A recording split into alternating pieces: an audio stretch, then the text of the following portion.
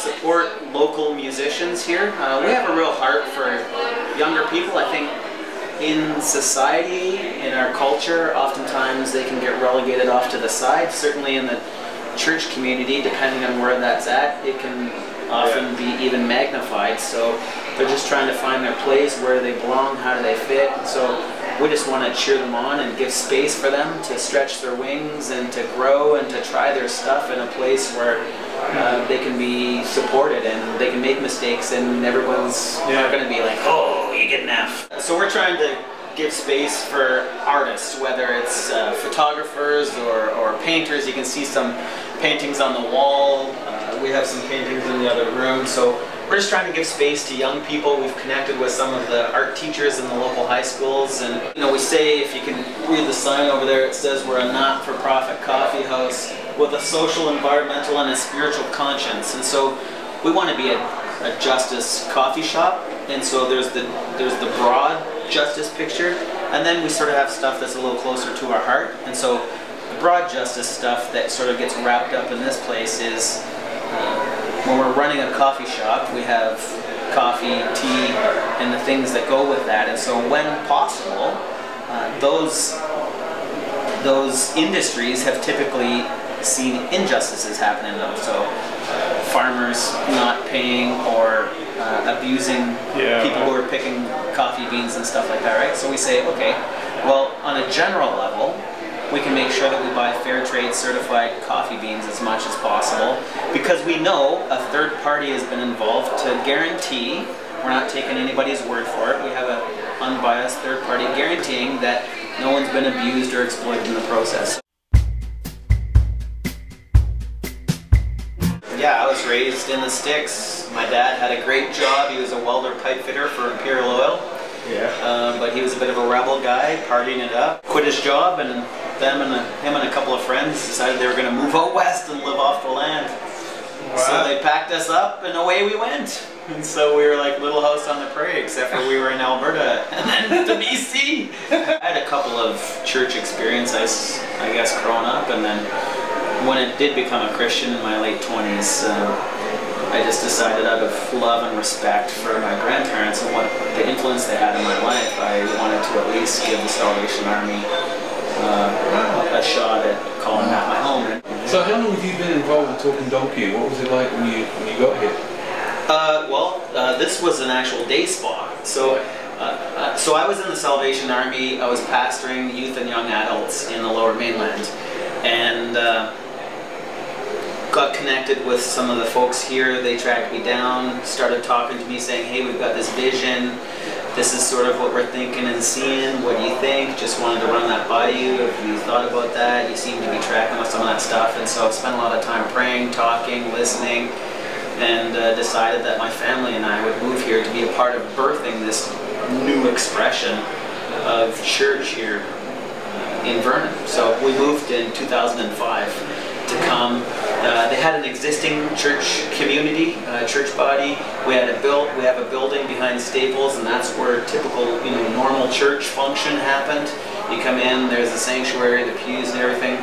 So they also run a food bank, and that was in town, and there's a couple thrift stores. So they ended up ripping all the pews out, putting in like storage shelves, warehouse storage shelves, putting in a commercial fridge and freezer, and all the people that were in there were replaced with food for the homeless, and we all met in one another's homes and tried to figure out, okay, so now what does this look like? How do we connect and engage with our broader community? What does it look like to be the church in 2000 and whatever it is, right? So we wrestled through all of those questions, and a year after moving here, we birthed this place. So we found this place. It wasn't a day spa. It was some major work party at the beginning. As a group of people locally here, we've become aware of the issue of human trafficking, fastest growing international crime in the world right now. Huge industry. People have the new drugs, and so we've become a little miffed at that. We're a little choked about that whole industry, and so we want to do something about it. And so a lot of our initiatives tend to be that bent or focused to them. And if you walk around the coffee shop, you can see some artwork that's specifically about that we're selling. And then the artwork, a percentage of the proceeds of artwork sold goes towards a fundraiser that we're trying to do. And we're trying to raise $25,000 right now. It's called Break the Chains. And the $25,000 goes towards rescuing people who have been exploited for sexual trafficking purposes, and or helping to heal and restore the lives of those people that have been exploited and trafficked. And so there's two organizations that we're sort of channeling those funds towards. If you go take a look around the coffee shop, you'll see we did an event a little while ago. Again, keeping in mind we're trying to engage our younger generation in these issues of social justice. And so we said, okay, the issue is trafficking. We also know young people are playing Rock Band like crazy, like it's going out of style. I don't know if you guys ever played it or if you have nieces and nephews. I mean, how many hours kids will sit there and like play Rock Band for hours, right? Yeah. So I'm like, okay, let's just take Rock Band, marry it with justice issues and their passion to fight social justice, human trafficking, mash it all together, and we come up with Traffic Jam, where you can enter a band, enter a group to play Rock Band and compete against other people playing Rock Band for prizes. I mean, how cool is that? Who wouldn't want to do that, right? So we raised $2,300. Yeah, it's amazing. So these are church kids? Or? No. We find it's an awful lot of young people who have no church connection or little church connection at all, and they just align themselves with what our heartbeat is, and they want to do something. They want to fight for something. Like, they don't want something to die for, they want something to live for. And we're finding that if we can walk together and fight justice together, at some point they begin to understand who they are and why they were created. And so our hope is that they would begin to see that that heartbeat that they have to fight injustices is actually the heartbeat of the Father who created them. And then that begins to transform their lives. So yeah, we're on that journey.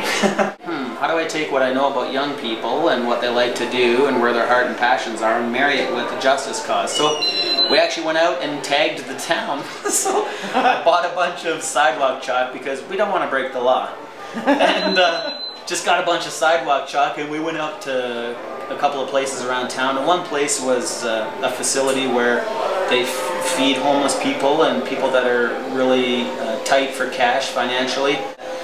And then we got a little more mischievous, and we went to a couple of porn shops in town and sex shops in town, and we wrote some, again, not disrespectful, but truth statements on the sidewalk. You know, porn damages how guys view girls. Women aren't a piece of meat. Porn enslaves people. It ruins lives. And so went out with a bunch of teenagers and sidewalk chalked. And we ran into bylaw while we were out there.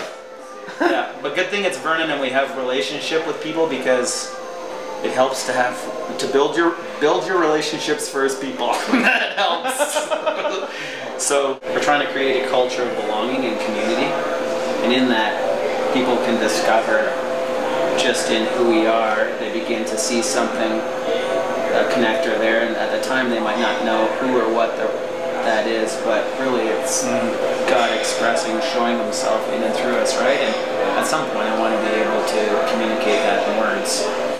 And so for us, we really see the commonality being people want to live their lives and have some sort of impact. And so we do too. Christians don't have the market cornered on doing good. So let's start there. Let's do good together. Let's fight against injustices together. And in that journey, begin to share our lives. And I'll share my life with you and my faith, and you can share your life and what you think and believe with me.